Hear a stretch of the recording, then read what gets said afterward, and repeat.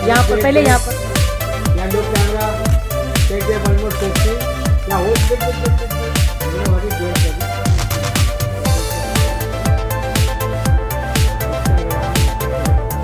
एक यहाँ पर सर मैं thank you. I want this एक दे होल्ड सर वेट देख थैंक यू जी सर यहाँ पर वेट एक सेकंड थैंक यू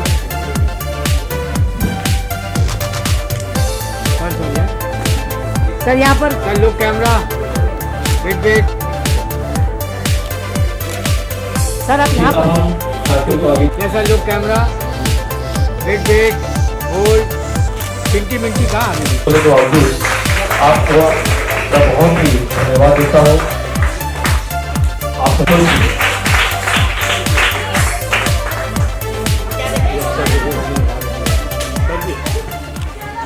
कई दिनों से कोई वीकेंड नहीं मिला है, कोई छुट्टी नहीं मिली है। आज भी मैं सुबह से आई हुई हूँ, कल भी मुझे आना है। और बच्चों के लिए सिर्फ यही कि national gallery of modern arts 30 तारीख को गेटवे ऑफ इंडिया पे एक आर्ट इवेंट करने जा रहा है। बच्चा पार्टी पेंटिंग पसंद है?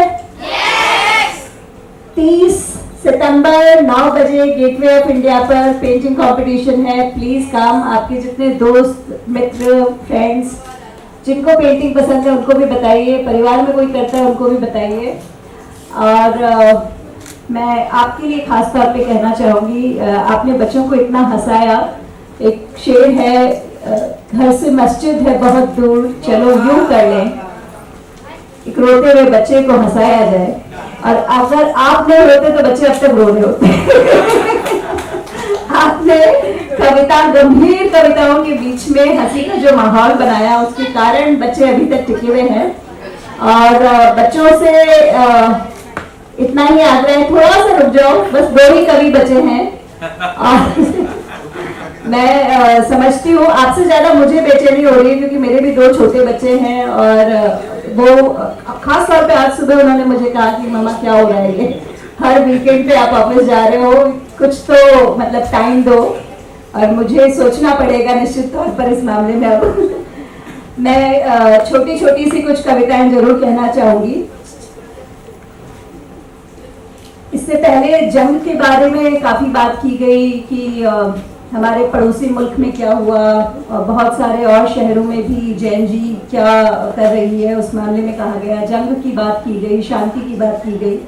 और जस्ट अभी अविनाश जी ने साहिर जी को याद किया, तो साहिर लुधियानवी जी का एक काफी फेमस शेर है, जंग तो खुद ही एक मसला है, जंग क्या मसलों का हल देगी, आग और मुश्किलात कल देगी।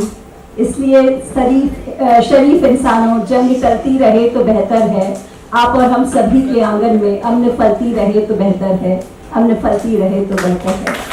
कभी भी कहीं पर भी किसी भी घर में लड़ाई करके, महाभारत करके कुछ भला हुआ है क्या? ऐसा कहीं नहीं हुआ है। इसलिए सबके घरों में, सबके आंगन में अमन फलती रहे, यही दुआ है। एक कविता अभी लिखी थी जब यहाँ आने वाली थी, उससे पहले, और कविता का शीर्षक है क्या है स्वर्ग। सरल सी है, हम सबके जीवन में हम कई बार अनुभव करते हैं कि असली खुशी किस चीज में है, असली आनंद किस चीज में है, असली सुख किस चीज में है। तो लिखा है क्या है स्वर्ग, ऊंची अट्टारी वाले ऊंचे मकान, या किसी ऊंचे पहाड़ पर पथरीले रास्तों में चलकर ठहरना और देखना उगते हुए सूरज को। आप खुद समझते हैं कि किस क्षण में आपको सच्चा आनंद प्राप्त होता है। और ये मैं मेरे निजी अनुभव से बता रही हूँ कि मिजोरम में थी, 21 दिन मिजोरम में रही थी। वहाँ रेक करके एक जगह है, 18 किलोमीटर का ट्रैक करके सुबह 3 बजे से ट्रैकिंग शुरू किया, पहाड़ पर पहुंचे और फिर जो नजारा देखा वो किसी स्वर्ग से कम नहीं था। कोई भी दुनिया की किसी भी जगह पर जाके, बड़े से बड़े होटल में रह के, बड़े से बड़े आलीशान घरों में रह के, बड़े से बड़े सरकारी बंगलों में रह के वो आनंद नहीं मिलता जो उतना ट्रैक करके फिर जब वो आप उगता हुआ सूरज देखते हो। तो क्या है स्वर्ग, ऊंची अट्टारी वाले ऊंचे मकान, या किसी ऊंचे पहाड़ पर पथरीले रास्तों में चलकर ठहरना और देखना उगते हुए सूरज को। क्या है स्वर्ग? बच्चों को बड़ी महंगी स्कूलों में महंगे शौक पालते देखना, बच्चों को बड़ी महंगी स्कूलों में महंगे शौक पालते देखना, या बच्चों को सुकून से गहरी नींद में सोते देखना। मैं अपने अनुभव से मुझे जो लगता है, जब मेरे बच्चे मेरी बाहों में सोते हैं दोनों तरफ, तब जो सुकून मिलता है उस सुख के सामने वो कौन सी स्कूल में जा रहे हैं, क्या शौक है, कैसा बैग है, क्या चीजें रखते हैं, बिल्कुल मैटर नहीं करता। क्या है स्वर्ग? किसी महंगे 5 स्टार होटल में करीने से सजा कर लाया गया खाना, या खेत में 2 ईंटों पर आग जलाकर बनाया हुआ बाजरे का सोगरा, दही और प्याज। और ये जो खेत में जिन्होंने ये खाया है, जो गांव के लोग हैं वो समझते हैं। मैं राजस्थान से आती हूँ, मारवाड़ से आती हूँ, और मारवाड़ में जब हम खेतों में बचपन में जब जाया करते थे तो वहीं पर 2 ईंटें रखी जाती थी, उन्हीं पे सोगरा बनाया जाता था, वहीं बाजरे के सीटे सेके जाते थे, वहीं दही या राबड़ी के साथ खाया जाता था प्याज को तोड़ के। और उसमें जो आनंद था आज तक कहीं पर भी किसी 5 स्टार होटल के खाने में नहीं आया है। क्या है स्वर्ग? हर दिन नए लिबास बदलते रहना, या है माँ की दी हुई पुरानी साड़ी में सिमटा माँ का आशीर्वाद। और सच कह रही हूँ, अच्छी से अच्छी महंगी साड़ियां जब निकालती हूँ पहनने के लिए, और अचानक उनमें से कभी माँ की दी हुई साड़ी निकलती है, तो उसको लेकर कुछ देर बैठना, और ये मम्मी ने उस समय दी थी, और वो आशीर्वाद जो अनुभव होता है उस पल में, माँ ऐसा लगता है आसपास में ही है, सिर पर हाथ रख के खड़ी है। क्या है स्वर्ग? हर दिन नए लिबास बदलना, या है माँ की दी हुई एक पुरानी साड़ी में सिमटा हुआ माँ का आशीर्वाद, या है बच्चों के कपड़ों की तह बनाते हुए उठी हुई ममता। और ये सब माएँ समझती है कि हम जब बच्चों के कपड़े समेटते भी है ना, बच्चे हमारे आसपास में है या नहीं है, अचानक हमारे अंदर वो फूंक उठती है, ऐसा लगता है जैसे अभी हम स्तनपान करवा सकती है बच्चों के कपड़ों को तह देते हुए। तो स्वर्ग का अनुभव जो है उन क्षणों में होता है। क्या है स्वर्ग? देश विदेश में घूमना फिरना, या है लंबे अरसे बाद फिर अपने घर लौटना, और घर के कोने कोने में पसरा हुआ सुकून। आप में से जो विदेश जाते हैं वो समझेंगे कि आप 10-15 दिन जाके देखिए, जिस दिन घर का दरवाजा खोलते हैं ना, स्वर्ग की अनुभूति उस दिन होती है। क्या है स्वर्ग? अपने जीवन साथी के रंग और रूप की सुंदरता, या जीवन भर किसी अपने के साथ सुबह की गर्म चाय की चुस्कियों के साथ अखबार पढ़ना। क्या है स्वर्ग? गहने, कपड़े, गाड़ियां, फैशन, मेकअप, पार्टियां, शराब, नशा, मुक्ति, उच्छृंखलता, आईफोन 15 का शौक, या रिश्ते, दोस्ती, प्रेम, समर्पण, त्याग और धैर्य भरा जीवन। अपना स्वर्ग अपने आप खुद चुने, हर हाल में वो सुने जो आपका दिल कहे। तो बड़ी ऐसे ही लिखी थी, बहुत ज्यादा कविता के रूप में नहीं है। अगली कविता मुंबई के बारे में लिखी है। मुंबई को माया नगरी भी कहा जाता है। अगेन सेम थीम के साथ लिखी हुई कविता है। इस माया नगरी में भूल जाती हूँ काया की माया। कहीं ना कहीं मुंबई में रहने वाले हम सब लोगों को लगता है कि हम अमर हैं, इतना पैसा जोड़ना है जैसे साथ में लेके जाएंगे। इस माया नगरी में भूल जाती हूँ काया की माया, समझती हूँ अजर देखते हुए भी यम की छाया। आसपास में डेथ तो होती रहती है, रोड पे एक्सीडेंट, ये वो, कभी कपड़े, कभी गहने, कभी घर, कभी गाड़ियां, कभी रुतबा, कभी शोहरत, कभी महफिल, कभी रुबाइयां। कुछ भी कहीं भी किसी के लिए भी नहीं है चिरंतन, मगर लड़ती रहती हूँ स्वर से भरे, स्वार्थ से भरे अनंत अनश्वर रण। मुझे माया और काया के मोह से मुक्त कर दे, मुझे माया और काया के मोह से मुक्त कर दे। हे ईश्वर, मुझे सृष्टि की दृष्टि से युक्त कर दे। ये सृष्टि क्यों है, चारों तरफ कायनात क्यों है, उसकी दृष्टि से युक्त कर दे। बस बता दे, जता दे कि मैं हूँ एक अणु मात्र ब्रह्म जगत का। ईश्वर से इतनी ही प्रार्थना है कि वो मुझे ये समझा दे कि इस पूरे यूनिवर्स में मैं एक छोटा सा स्टार डस्ट हूँ। बस बता दे, जता दे कि मैं हूँ एक अणु मात्र ब्रह्म जगत का। बस दिखा दे मुझे कि मैं हूँ संपूर्ण सार अनंत ब्रह्म जगत का। हम इस पूरे यूनिवर्स में, कॉस्मोस में इतना छोटा सा स्टारडस्ट है, बट साथ में हम पूरा कॉस्मोस भी अपने अंदर लिए हुए हैं। ये इस कविता का सार था। मैं बहुत बड़ी कवि तो नहीं हूँ, कुछ ही कविताएं हैं। एक कविता से सिर्फ इतने गहन दर्शन से भरी कविता हमें नवरात्रों में सुनने को मिल रही है। एक बार मैं चाहती हूँ कि सम्मान में ऐसी सार्वजनिक कविताएं बहुत कम मंचों से सुनने को मिलती हैं। भगवान कृष्ण की बात बीच बीच में उठती रहती है। कृष्ण के कर्मण्येवाधिकारस्तु मा फलेषु कदाचन के बारे में हंसते हंसते उन्होंने बता दिया था, जो जापान के प्रधानमंत्री जी को गीता में मिलेगा। तो उसी के सार से जुड़ी हुई है। जीवन में हमें कुछ लोग हैं जो हर समय फल की चिंता कर रहे हैं, कुछ लोग हैं जो कर्म करना जान रहे हैं। कविता कुछ इस तरह है मुकाम मेरा कुछ नहीं, मुझे रास्तों ने पाला है मुकाम मेरा कुछ नहीं, मुझे रास्तों ने पाला है। जब थक कर चूर हुई मील के पत्थर ने संभाला है। फूल कांटे कंकर पत्थर सब रहबर बन गए, फूल कांटे कंकर पत्थर सब रहबर बन गए। जहर पीकर जी उठा है मन मेरा शिवाला है, जहर पीकर जी उठा है मन मेरा शिवाला है। इसी कविता के भाव और इसी फिलॉसफी के चारों तरफ फिर से कुछ चार पंक्तियां कहना चाहूंगी। तू मंजिल की फिक्र में भटकने से डर गया। हम सब के सब ज्यादातर अपने क्या अवार्ड मिलेगा, कौन सी पोस्टिंग मिलेगी, कौन सा बड़ा प्रोजेक्ट मिलेगा, इसी में लगे रहते हैं। तो मंजिल की फिक्र में भटकने से डर गया, मैं रास्तों के इश्क में भटक के खुदा के घर गया। तूने जुगनुओं की तलाश में तारों को देखा नहीं, तूने जुगनुओं की तलाश में तारों को देखा नहीं। मैं सूरज सा तेरे उजालों के लिए जल गया, मैं सूरज सा तेरे उजालों के लिए जल गया। अंत में मोदी जी कहकर गए हैं कश्मीर पर, तो इतना ही कहूंगी कि दूध मांगोगे तो खीर देंगे, कश्मीर मांगोगे तो चीर देंगे। जय हिंद, भारत माता की जय, हैप्पी नवरात्रि। तो एक बार इनके लिए तालियां बजा दी। बहुत अच्छा, वो कुछ कोशिश करता हूँ, बस 5-10 मिनट की बात है, आपको भी जाना है, मुझे भी जाना है। कहते सुरेश कि गर्म आंसू थम गए हैं उसके ठंडे गाल पर, गर्म आंसू थम गए हैं उसके ठंडे गाल पर, कर्ज बढ़ता जा रहा है अब मेरे रुमाल पर।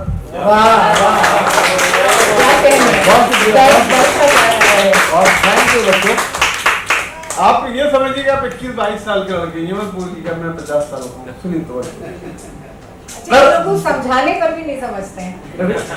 अभी सुनेंगे ना तो फ्लैशबैक में चले जाएंगे। गर्म आंसू थम गए हैं उसके ठंडे गाल पर, कर्ज बढ़ता जा रहा है अब मेरे रुमाल पर। सुने और शेर के दिल ने बेचे हैं दुख धड़ल्ले से। सुनो बच्चों, दिल ने बेचे हैं दुख धड़ल्ले से, और होता भी क्या निठल्ले से।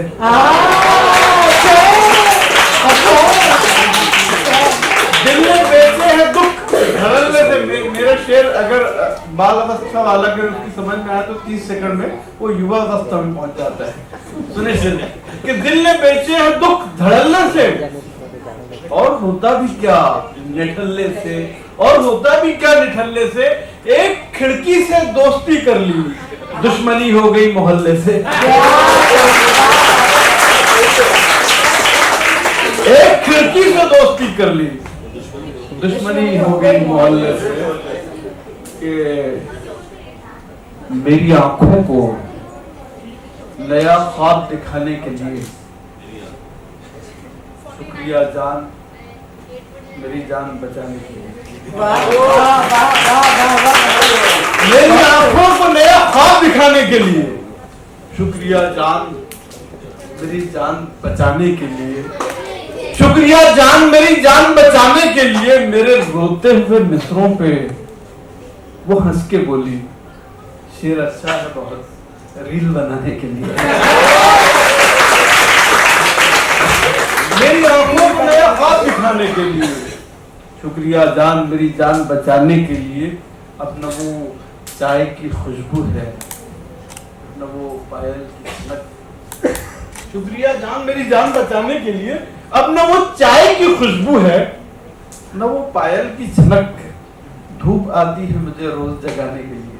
वाह वाह वाह, चाय की खुशबू है, न वो पायल की झनक, धूप आती है मुझे रोज जगाने के लिए। और सुने दो तीन शेर इसी तरह की कि कैसे कहूँ मैं मुझको कैसी लगती हो, वाह।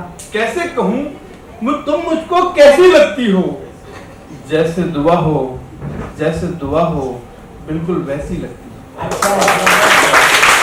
कैसे कहूँ तुम मुझको कैसी लगती हो, जैसे दुआ हो बिल्कुल वैसी लगती हो। एक टीचर की डांट के जैसी है दुनिया। कैसे कहूँ तुम मुझको कैसी लगती हो, जैसे दुआ हो बिल्कुल वैसी लगती हो। एक टीचर की डांट के जैसी है दुनिया। तुम स्कूल की छुट्टी जैसी लगती हो।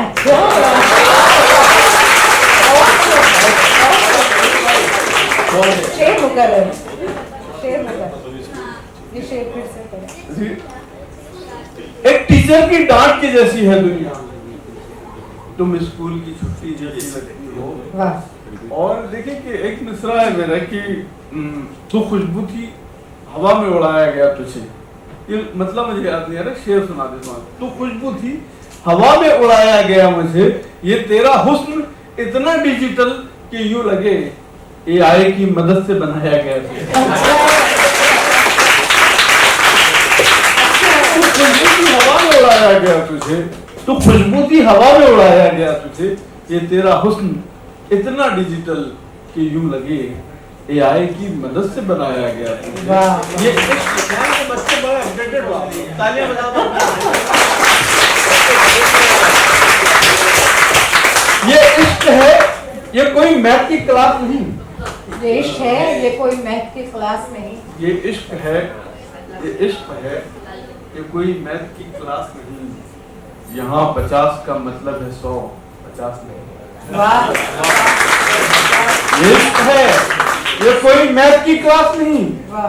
यहाँ 50 का मतलब है 100, 50 नहीं कहा था मुझसे ये बिजली गिराने वाले ने। ये इश्क है, ये कोई मैथ की क्लास नहीं। कहा था मुझसे ये बिजली गिराने वाले ने, तेरा बदन ही जलेगा, तेरा लिबास नहीं। वाह। कहा था मुझसे ये बिजली गिराने वाले ने, तेरा बदन ही जलेगा, तेरा लिबास नहीं। एक गजल जो बड़ी वायरल है मेरी, उसके 2-3 शेर सुना देता हूँ कि उसकी आंखों में मोहब्बत की चमक आज भी है। वाह वाह वाह, ये गजल सुने। उसकी आंखों में मोहब्बत की चमक आज आज भी भी है। है। उसको हालांकि मेरे प्यार पे शक आज भी है। आज भी। उसको हालांकि मेरे प्यार पे शक आज भी है। नाव में बैठ के धोए थे कभी हाथ उसने। वाह। उसकी सुनो बच्चों शेर कि उसकी आंखों में मोहब्बत की चमक आज भी है। नाव में बैठ के धोए थे कभी हाथ उसने, वाह। सारे तालाब में मेहंदी की महक आज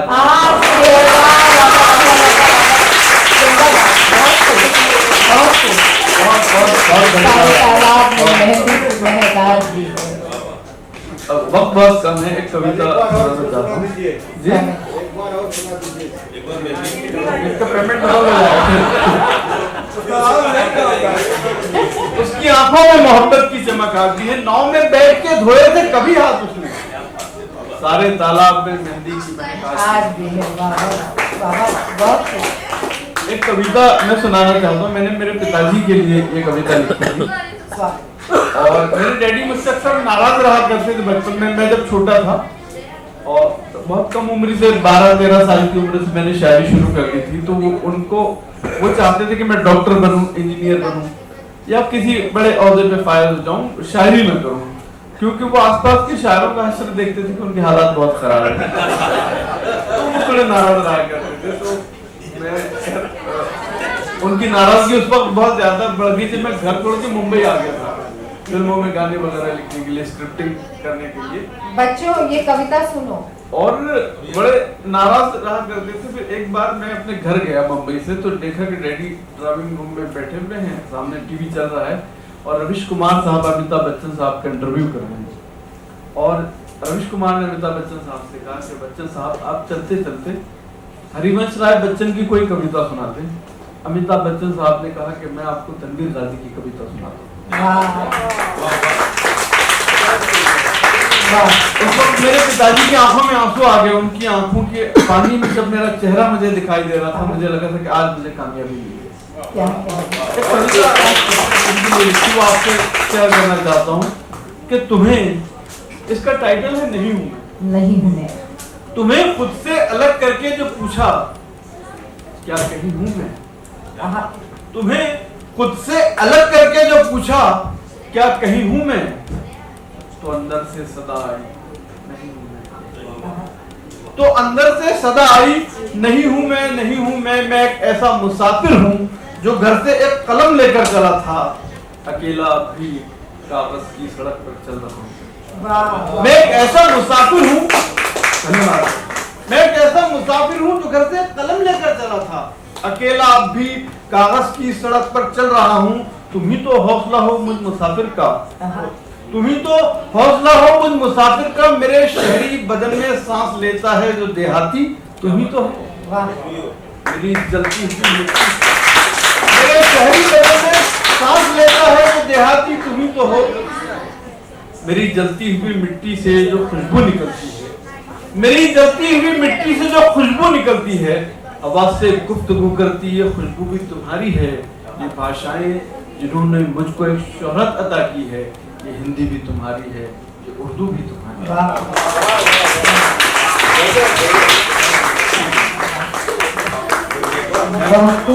मोदी जी का बर्थडे पर्व चल रहा है और इस पर्व पर पूरे हिंदुस्तान में हर जगह इस तरीके के आयोजन किए जा रहे हैं।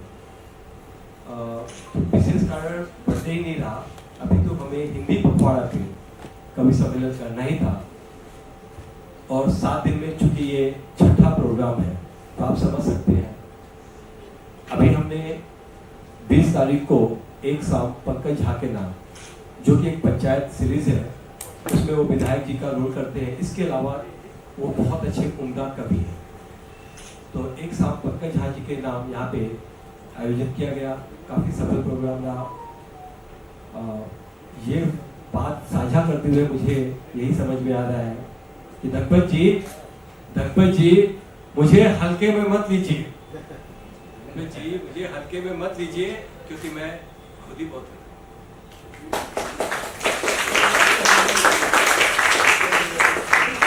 तो वो पकवाना बहुत ही अच्छा रहा। माइक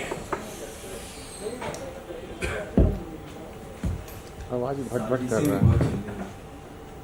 मुझे देख तू जो ये बदला है, ये बदला है कि बदला है, चेंज और इमेज। तो 21 को कर्मा करके एक नाटक का यहाँ पे मेंशन किया गया और उसके बाद में 3 मेडिकल कैंप रखे गए सृष्टि संस्था द्वारा, सृष्टि फाउंडेशन द्वारा, और आप लोगों की दुआओं और स्नेह का ही ये असर था कि सारे प्रोग्राम बहुत अच्छे गए। मैं बहुत बहुत और विशेष रूप से धन्यवाद देता हूँ निधि जी का, जिन्होंने कहीं न कहीं मेरे इस क्वालिटी को पहचाना और उन्होंने बार बार मौका दिया। मौका देना भी ऐसे होता है कि जब उनसे बात होती है तो वो मुझसे कहती है, अरे विपिन कर क्या रहे हो इस वीक में, यार तुम्हें कोई प्रोग्राम रखना चाहिए, कवि सम्मेलन कैसे नहीं किए। और बड़ी खुशी है कि इस प्रांगण में, ये वो प्रांगण है जहाँ पर नेहरू जी ने, गांधी जी ने कई भाषण किए हुए हैं। उस प्रांगण में हमें इन सारे प्रोग्रामों को ऑर्गेनाइज करने का मौका मिला है और ये मौका निधि जी ने, जिन्हें मैं बार बार दीदी कहता हूँ, उनका स्नेह बना रहता है, उनकी वजह से हुआ। अब हम और ज़्यादा वक्त में जाया करते हुए आज के इस काव्य सम्मेलन की तरफ चलते हैं और प्रोग्राम की गरिमा को ध्यान में रखते हुए मैं आदरणीय निधि जी से गुजारिश करूंगा कि वो कृपया मंच पे आए और हम दीप प्रज्वलित की तरफ चले। हमारे बीच में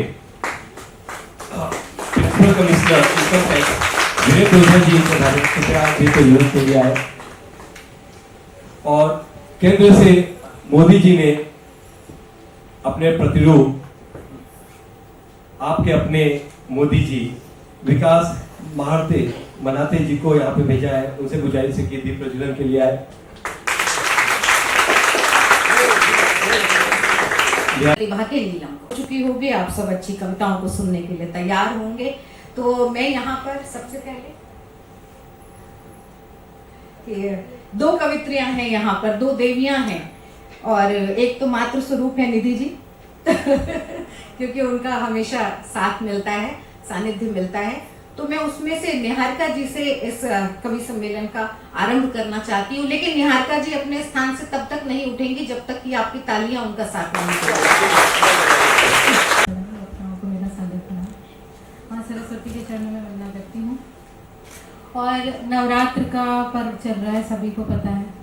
तो मेरा प्रिय विषय नारी है, क्योंकि मैं खुद एक नारी हूँ।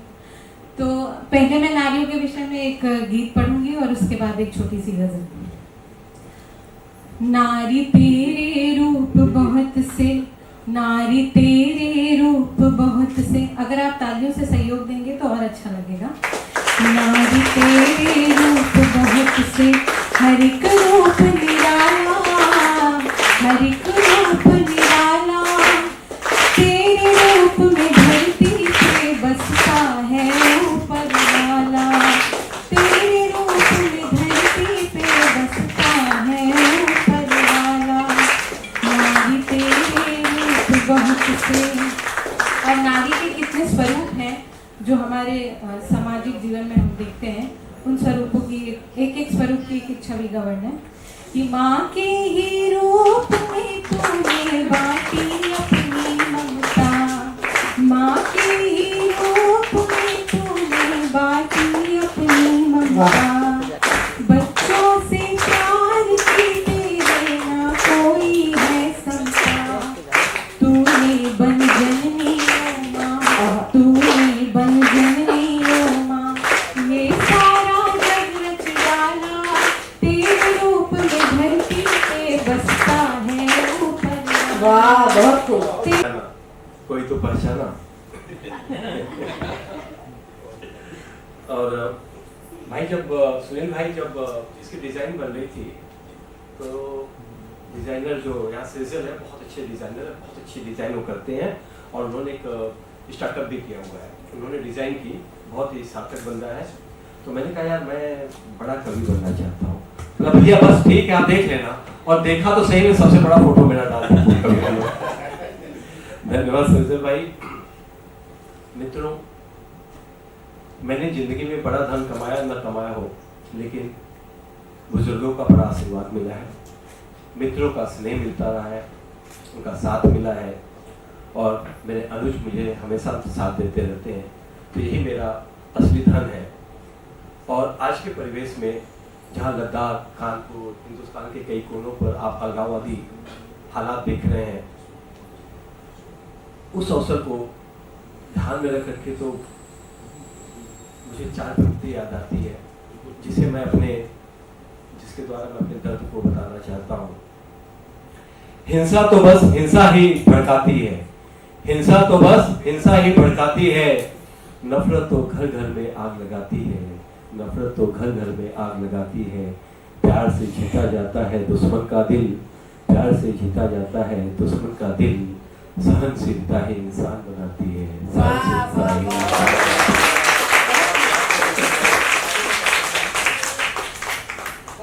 मनुष्य तक हमने पाया है, बहुत अच्छा जिंदगी ईश्वर ने हमें दी है, जिसके लिए हम उन्हें बार बार साधुवाद करें, हम अपने इस जीवन को सार्थक बनाएं।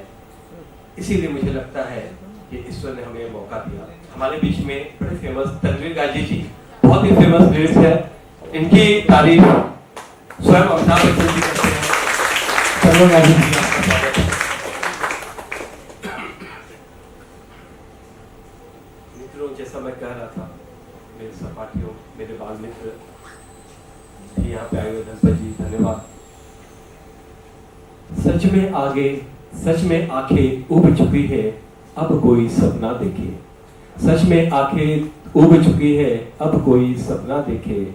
इस दुनिया से बाहर निकले, एक नई दुनिया देखे। इस दुनिया से बाहर निकले, एक नई दुनिया देखे। ऐसा कुछ कर पाए तो, ऐसा कुछ कर पाए तो फिर हम भी अच्छे हो जाए। सबसे कुछ अच्छा सीखे और सब में कुछ अच्छा देखे। सबसे कुछ अच्छा सीखे और सब में कुछ अच्छा देखे। टीवी पे देख रहे थे, आप लोग भी कई दिनों से देख रहे होंगे कि पूरे देश में प्राकृतिक आपदाएं बनी हुई है। हम एक तरफ प्राकृतिक आपदा को देख रहे हैं और कई बार सोचते हैं प्रधानमंत्री के दर्द को कि वो व्यक्ति कितने फ्रंट पे कैसे लड़ रहा है। और हम अलगाववादी विचारधारा के साथ में कहीं लद्दाख में, कहीं कानपुर में, देश के अलग अलग कोने में अलगाववादी विचारधारा के साथ में आपस में लड़ रहे हैं। हिंदू मुस्लिम आरक्षण, भाषा, प्रदेशवाद, इस दर्द को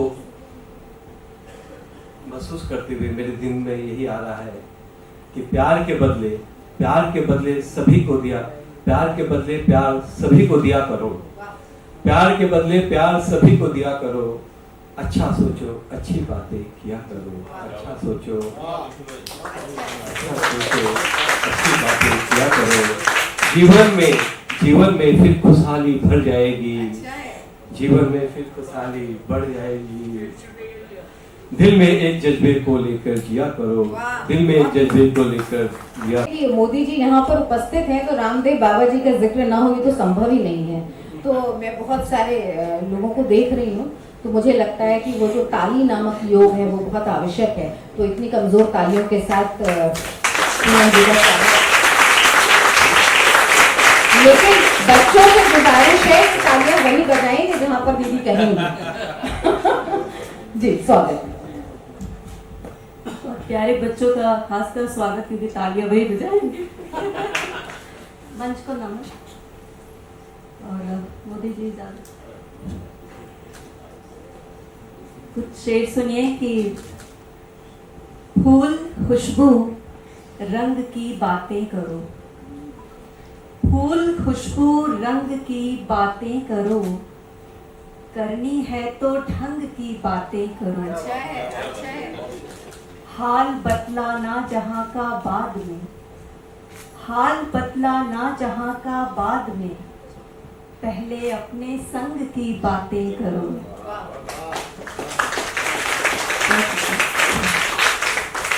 अखबारों में छपना नहीं है, अखबारों में छपना नहीं है, मेरा छोटा सपना नहीं है। अच्छा है। अखबारों में छपना नहीं है, मेरा छोटा सपना नहीं है। एक तो उससे दूरी भी है, एक तो उससे दूरी भी है, ऊपर से वो अपना नहीं है।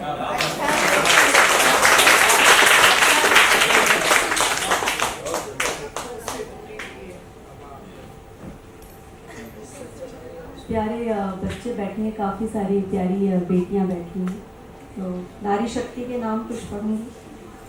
सुनिए कि कौतूहल स्वीकार करूंगी, कौतूहल स्वीकार कर। एक भारी भीड़ रहती होगी लेकिन ऐसा है नहीं। जो बहुत अच्छे होते हैं, बहुत हंसते हैं, तो मुनव्वर राणा साहब का एक शेर याद आता है कि शगुफ्ता लोग भी टूटे हुए होते हैं अंदर से, शगुफ्ता लोग भी टूटे हुए होते हैं अंदर से। बहुत रोते हैं वो जिनको लतीफे याद रहते हैं, बहुत रोते हैं वो जिनको लतीफे याद रहते हैं। एक शेर और याद आता है कि रोने में खतरा है, रोने में खतरा है, तालाब नदी हो जाती है। रोने में खतरा है, तालाब नदी हो जाती है। ये भी मुनव्वर राणा साहब का ही शेर है मेरा ख्याल कि रोने में खतरा है, तालाब नदी हो जाते हैं। हंसना भी आसान नहीं है, लब जख्मी हो जाते हैं।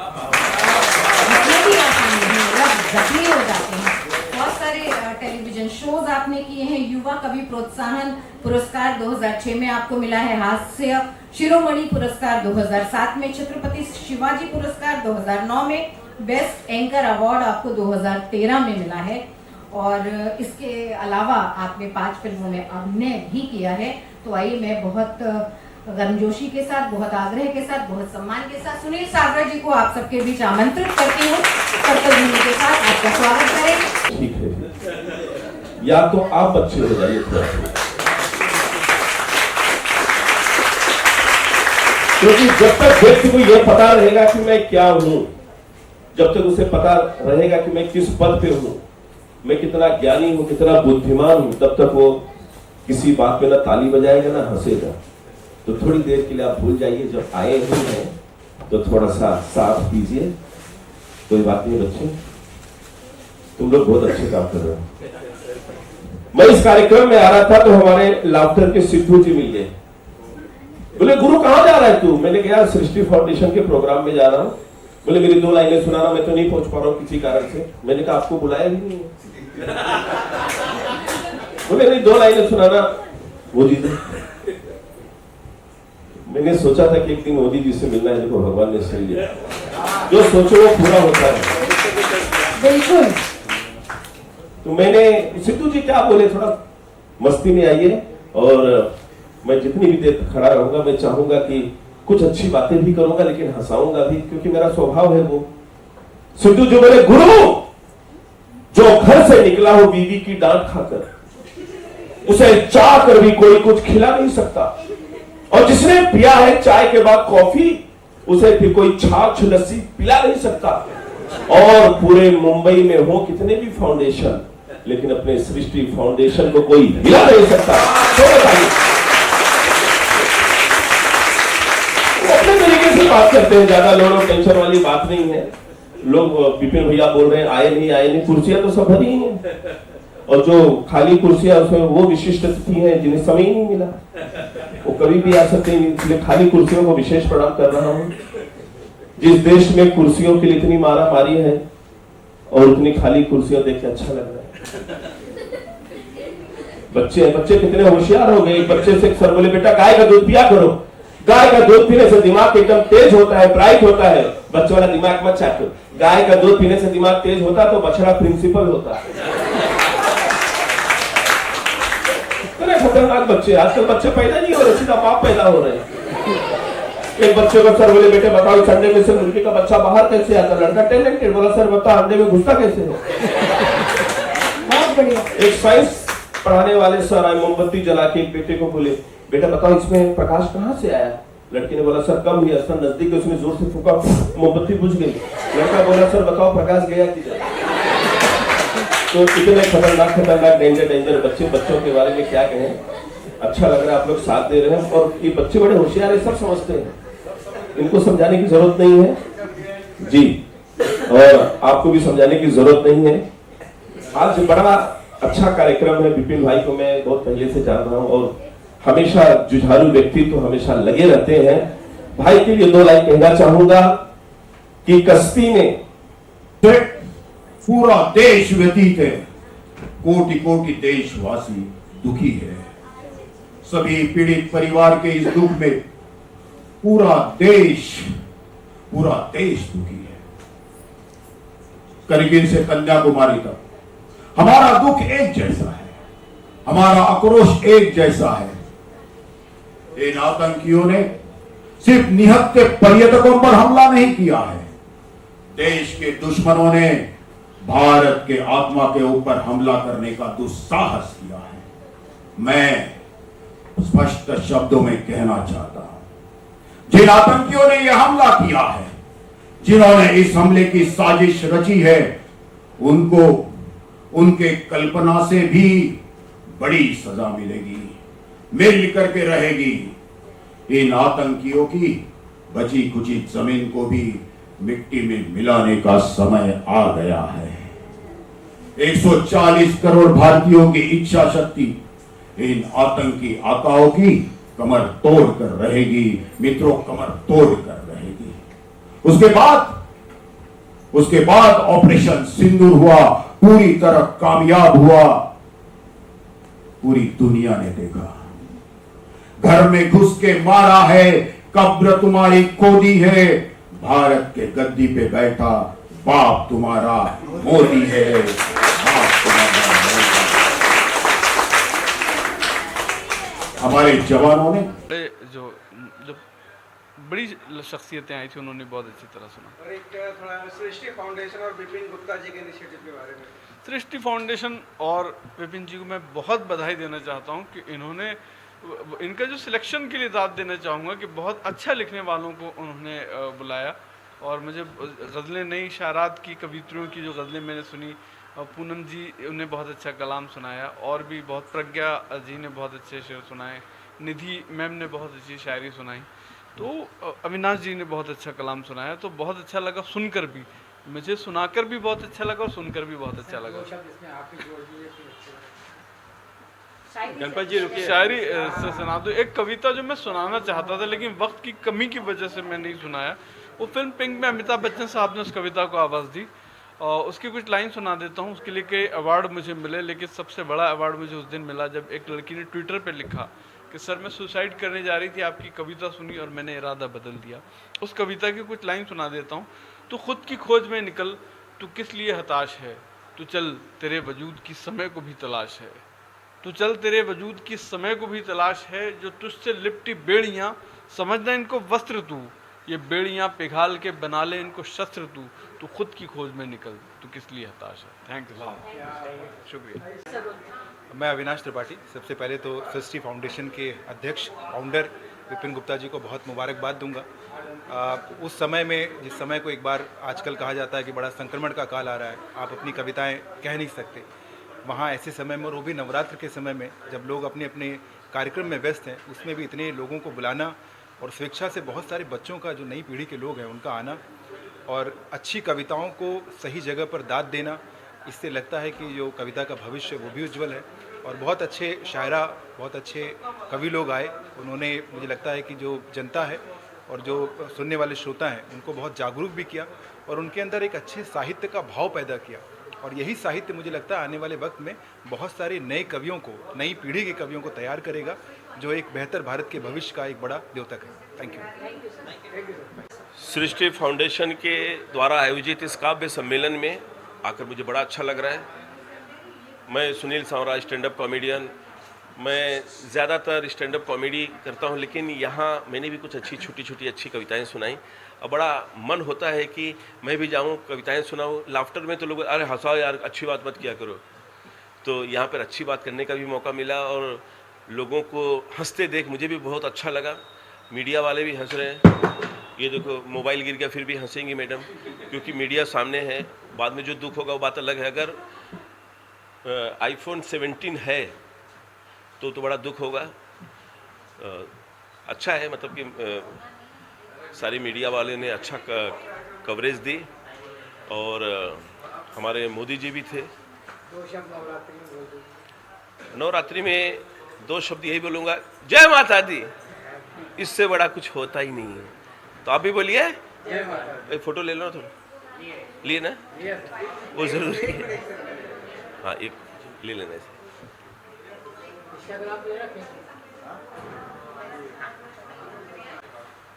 सबसे पहले तो सृष्टि फाउंडेशन को बहुत सारी बधाई आज के आयोजन के लिए। और मैं पहली बार आई हूँ, पर बहुत ही खूबसूरत प्रोग्राम लगा मुझे आज का। और जितने भी मंच पर आसीन थे, शायर, हास्य कवि और इतने बड़े बड़े लोग आए थे पढ़ने के लिए, इतने गुणी जन जिनका हमने नाम सिर्फ सुना था, बस सामने से उनको पढ़ते हुए देखा। बहुत खूबसूरत प्रोग्राम, बहुत यादगार प्रोग्राम रहेगा मेरे लिए। और मैं एक बार फिर से बहुत सारी बधाई देती हूँ और ये उम्मीद करती हूँ कि आगे भी और भी खूबसूरत प्रोग्राम सृष्टि फाउंडेशन की तरफ से होता रहे।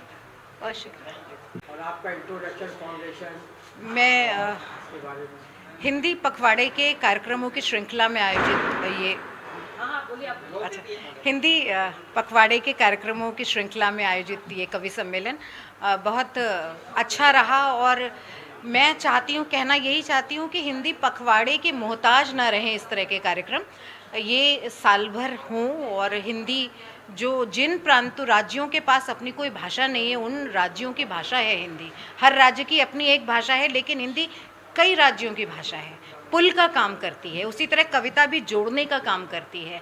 तो ऐसे अच्छे सार्थक सात्विक कवि सम्मेलन, अच्छी कविताएं लोगों तक पहुंचती रहे। और मेरा मानना है कि जब तक अच्छा सुनने वाले लोग हैं, अच्छी कविताएं जीवित रहेंगी ही रहेंगी, उनका भविष्य सुखद है। और इस सुखद सुंदर कार्यक्रम के लिए मैं सृष्टि फाउंडेशन के संस्थापक विपिन गुप्ता जी को हार्दिक धन्यवाद देती हूँ और बहुत शुभकामनाएं देती हूँ और मीडिया का भी आभार व्यक्त करती हूँ कि कीमती समय से निकालकर आपने समय यहाँ पर इसको कवरेज किया। थैंक यू, शुक्रिया। सृष्टि फाउंडेशन द्वारा आयोजित आज का जो काव्यांजलि समारोह था वो बहुत ही सफल आयोजन रहा और यहाँ पर आना मेरा सौभाग्य है। महिलाओं के विषय में जो चर्चा हुई, उनकी उन्नति के विषय में जो चर्चा हुई और जो सामाजिक बातें हुई, उन सब से हमारे समाज को भी बहुत कुछ सीखने को मिलेगा और कवियों से भी हमारे समाज को सीखने को मिलेगा कि आगे के जो हमारी युवा पीढ़ी है उसे काव्य में और साहित्य में कैसे जानना चाहिए, उसकी प्रेरणा यहाँ से मिलेगी। बहुत बहुत धन्यवाद। कवि सम्मेलन के बारे में आप क्या कहना चाहेंगे सर? आज के कवि सम्मेलन में कविताओं के माध्यम से भी और बहुत से जो सम्मान्यगण आए हुए थे उन्हों के द्वारा भी जो चीज़ें बताई गई है उसका बहुत ही शानदार उद्देश्य रहा कि आज देश और समाज में जो चल रहा है उसके बारे में सभी को ही विचार करना बहुत ज़रूरी है। आज के हालात में प्यार मोहब्बत सारी चीज़ों के बारे में जो कविता के माध्यम से बड़े सरल तरीके से जो बताया गया है कि धन माया कमा करके रख देना ये कोई काम नहीं आता है, साथ में चलता है इंसान कैसा है और वो इंसान को बनना कैसा है। अगर अच्छा इंसान बनेगा तो समाज के हित में अच्छा उपदेश देगा, देश के बारे में अच्छा सोचेगा, देश के बारे में अच्छा करेगा। और आज को हर इंसान के बारे में बहुत बड़ी जवाबदारी आ जाती है कि अन्याय होता हुआ देखते रहता है इंसान, और पढ़े लिखे अच्छे अच्छे लोग जो हैं उस अन्याय का जो विरोध नहीं करते हैं, ये बड़ी दुखद बात है कि उसे विरोध करना ही चाहिए। आज भगत सिंह जैसे लोग अगर वो अन्याय के खिलाफ अगर खड़े हुए तो इसीलिए खड़े हुए थे। तो बहुत प्यारी कविताओं के माध्यम से जो चीज़ें का मैसेज दिया गया है वो बहुत अच्छा मैसेज है। और सबसे पहले मैं विपिन को भी बहुत बहुत धन्यवाद दूंगा कि उसने बहुत ही शानदार तरीके से इस प्रोग्राम को ऑर्गेनाइज किया है, उसके लिए बहुत बहुत नहीं ना देखा फूल तो यार, आप तो ऐसे ही फूल हो।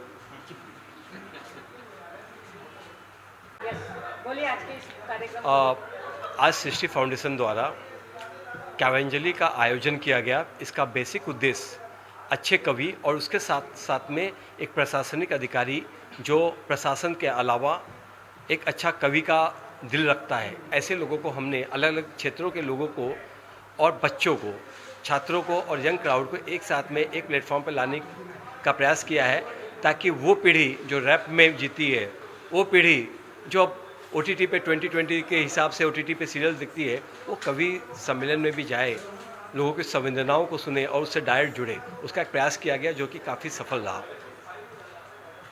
और आपको ये जान के आश्चर्य होगा कि 6-7 दिनों में ये लगातार छठा प्रोग्राम था। इससे पहले यहाँ कालबा देवी में मेडिकल कैंप किया गया, मीरा भाईंदर में मेडिकल कैंप किया गया, टोटल 3 मेडिकल कैंप हो गए।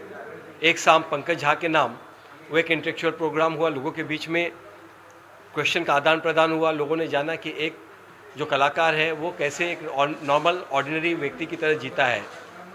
उसके बाद में एक मंचन किया गया है नाटक का जिसका नाम था कर्मा, जो सास बहू के रिलेशनशिप को, बेटे माँ के रिलेशनशिप को, वृद्धाश्रम से लेकर के जो सारे कर्मक है उसका फल प्रतिबिंबित किया। और यहाँ से बहुत अच्छा मैसेज गया, लोग काफ़ी कुछ खुश थे कि यहाँ हम आए और कुछ लेके जा रहे हैं। और आज छठे प्रोग्राम के रूप में यहाँ काव्यांजलि का आयोजन किया गया, जिसमें बहुत ही अच्छे अच्छे कवि हिंदुस्तान के अलग अलग कोने से आए। और इसकी खूबसूरती रही कि IAS निधि चौधरी जी ने भी अपना कविता पाठ किया। और इसी तरीके से हम ढेर सारे प्रोग्राम करते रहेंगे। अब आने वाले दिनों में हम एक ओपन माइक कर रहे हैं, जो हर महीने नए प्रतिभा को के बीच में कंपटीशन कराते हुए जो फर्स्ट सेकंड थर्ड आएंगे उनको ऐसे बड़े प्लेटफॉर्म पे मौका दिया जाएगा कि वे बड़े कवियों के साथ में अपनी कविता का पाठ करें। ये निरंतर प्रयास अलग अलग प्रतिभाओं को जोड़ने का किया जाएगा। Thank you.